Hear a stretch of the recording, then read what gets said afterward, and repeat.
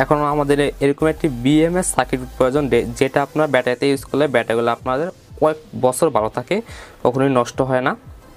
এই BMS circuit বোর্ডটা use করলে এটা আমার কাছে 120 টাকার কাছে। আপনার এগুলো কোথায় পাবেন আমি সব কিছু বলে দিব, আপনার সম্পূর্ণ ভিডিও মনোযোগ রাখতে থাকুন।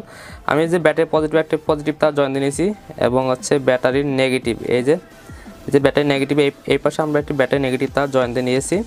অ্যান্ড হচ্ছে B1 আমরা একটা পজিটিভ এবং B2 আমরা একটি নেগেটিভ ওয়্যার জয়েন দিয়ে নিয়েছি। তাহলে আমরা এখন আমরা সরাসরি ব্যাটারিতে কানেক্ট করে দিব। এখন আমরা এরকম 3টি লিথিয়াম আয়ন ব্যাটারি নিয়েছি, যেগুলো পুরাতন ল্যাপটপ ব্যাটারি থেকে আমি খুলে নিয়েছি। 3টা 12 ভোল্ট করে নিয়েছি। আমি কীভাবে কানেক্ট করছি আপনারা দেখুন। এই যে এই পাশে পজিটিভ এবং এই পাশে নেগেটিভ, ঠিক আছে।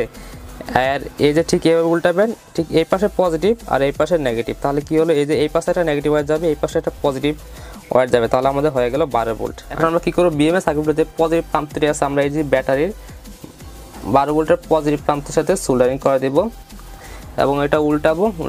এখন আমরা এই যে বিএমএস সার্কিটের যে নেগেটিভ পয়েন্টটি আছে, এই যে এই নেগেটিভ পয়েন্টে আমরা এই যে ঠিক এই পাশে ব্যাটারি নেগেটিভ পয়েন্টের সাথে সোল্ডারিং করে দেবো, 12 ভোল্টের নেগেটিভ।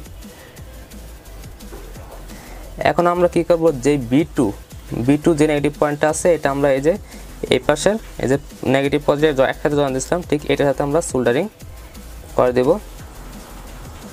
আমি সার্কিটের ডায়াগ্রামটা উপর দিয়ে দিব, আপনারা ওইখান থেকে দেখে নেবেন, তাহলে খুব ভালো হবে। এখন আমরা B1টা কী করব, এই যে এই পাশে পজিটিভ নেগেটিভ গেছে, এই পাশে আমরা এই পয়েন্টটাতে সোল্ডারিং করে দিব। আমাদের বিএমএস সার্কিট বোর্ড জয়েন দেওয়া শেষ। আমি আবারও বলছি, আমি একটা ডায়াগ্রামটা দিয়ে দিব। এখন আমরা কী করব, বিএমএস সার্কিট বোর্ডের যেটা P+ এবং P-, মানে একটা পাওয়ার ইনপুট, আর হচ্ছে আমরা এখানে দুটি করে তার জয়েন দিয়ে নেব। একটা হচ্ছে ইনপুটের জন্য, আর একটা হচ্ছে মানে ব্যাটারি চার্জিংয়ের জন্য। সো আমরা যে দুটি জয়েন করে নিচ্ছি।